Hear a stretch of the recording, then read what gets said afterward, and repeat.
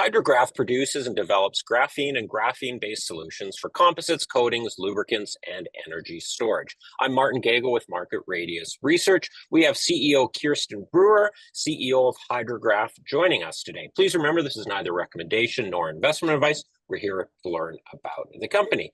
HydroGraph just announced a MOU with Khalifa University, and Kjirstin is here to discuss the news and bring us up to date on recent happenings within the firm. Kjirstin, thank you very much for joining us. Sure. So we're very happy to have announced this MOU. We have decided to partner with Khalifa University, and just as a bit of background, through this Mubadala fund that Khalifa is associated with, they have funded the GEEK, where we are co-located, and that is the Graphene Engineering Innovation Center that's affiliated with Manchester University. And so now we are part of the two main ecosystems or hotspots for graphene and graphene-related research.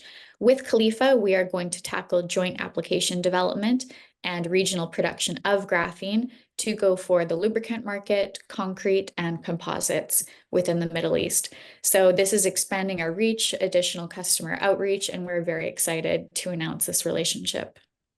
What does this MOU consist of? Are you doing joint research and development on it? Is it more on business development? How are you collaborating? This is in the early stages, so it is our intention to move some of our graphene reactors to the Middle East to have regional production.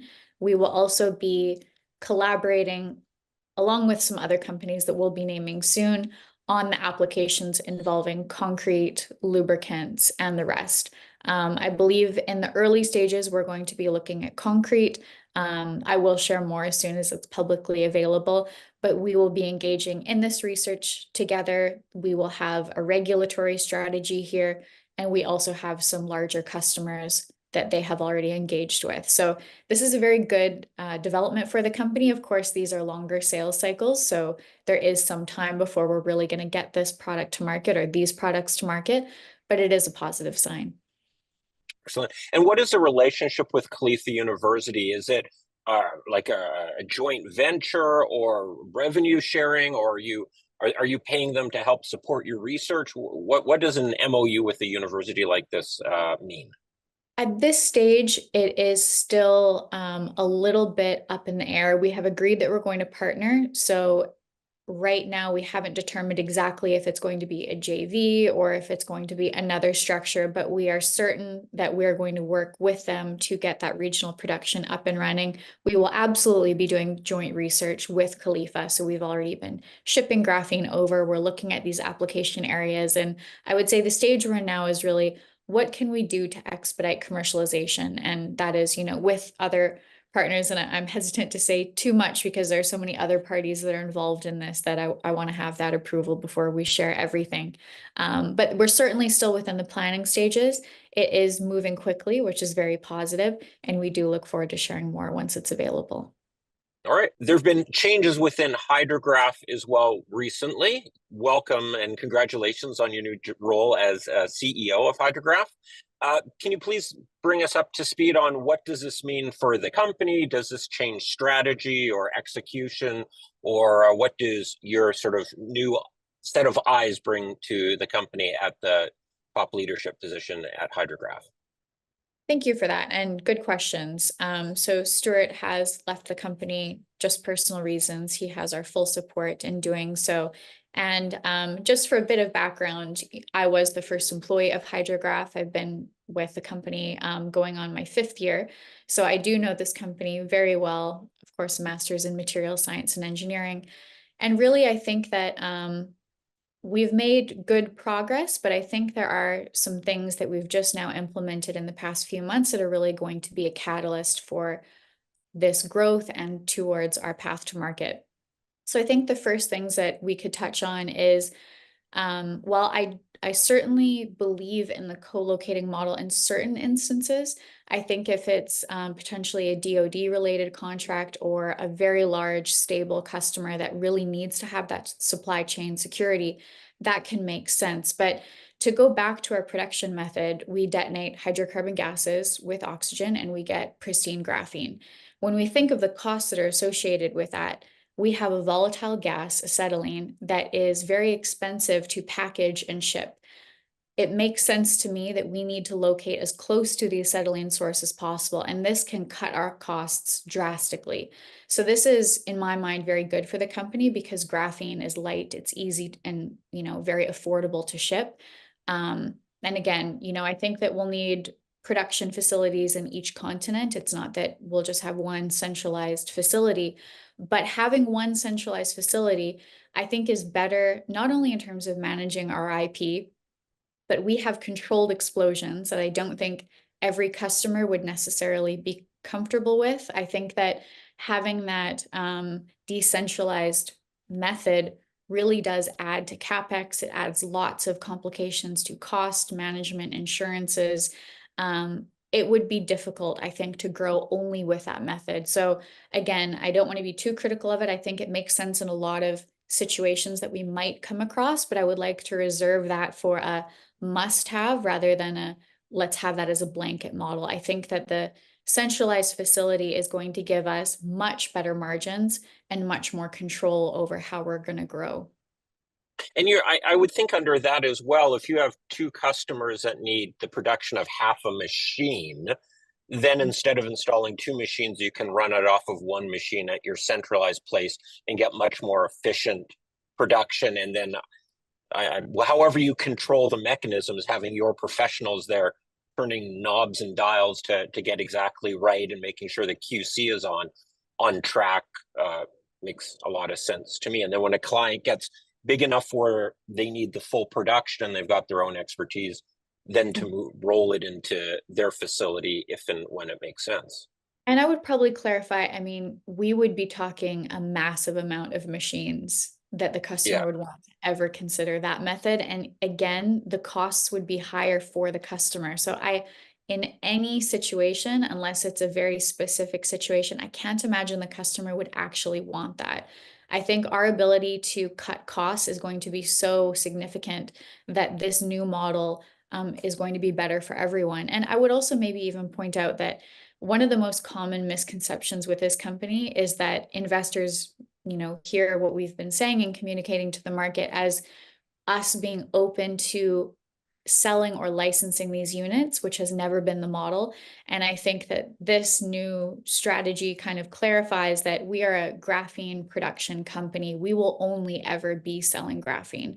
We will never be engaged with selling or licensing these units. And I think that maintaining that, oversight on the IP and kind of that controls aspect of it is going to be better for the company. Makes sense. Are there any other approaches to how you're approaching the business development and the product development that are getting implemented as well? Yes, I believe very strongly in a big push towards application development, which I think should, in a company like this, always come before business development activities. And I think to fully discuss this, let's take a step back and just talk about commercializing a new product, especially an advanced material. Graphene, as much as it is this product or material that has all these superlatives, it is the strongest, the most conductive, it can do everything. We're really scratching the surface with the impact that graphene is going to have across every industry virtually. This is all very exciting, but with anything new and high tech and very cool, it takes time to not only learn what it can do, but to integrate it into every process.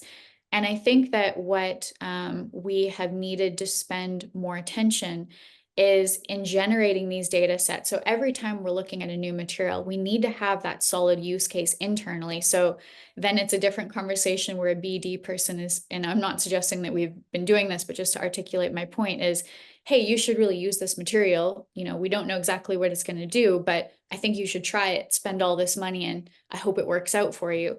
That's obviously not a very strong argument to be starting a conversation often. And I think that when you do have these really robust data sets, you can say, well, we have tried this internally in PET and polyethylene, polypropylene. We're getting double-digit performance gains. The loading is very low. We've already run some calculations on the economics of it. I think you're going to break or get to break even.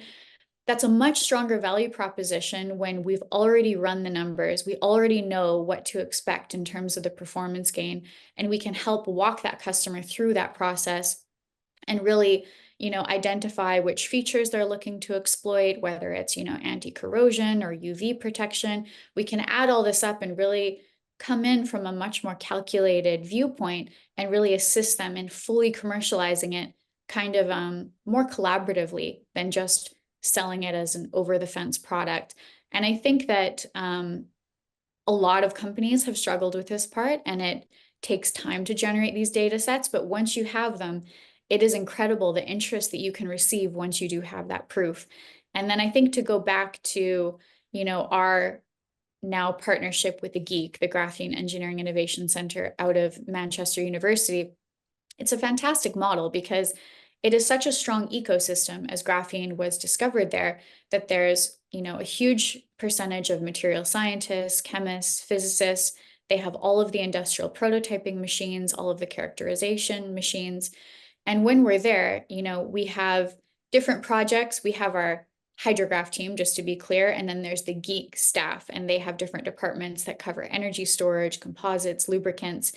And so when you're a customer, let's say you're a large customer, whether it's Rolls-Royce looking at some improvement they could see with an engine part or someone else, I think that because it's such a new industry, you need to have a model that is generating trust. And that's really what the GEEC has become. Because they're unbiased, Rolls-Royce or another customer could go to them and say, we want to improve this engine component. What graphene should we use?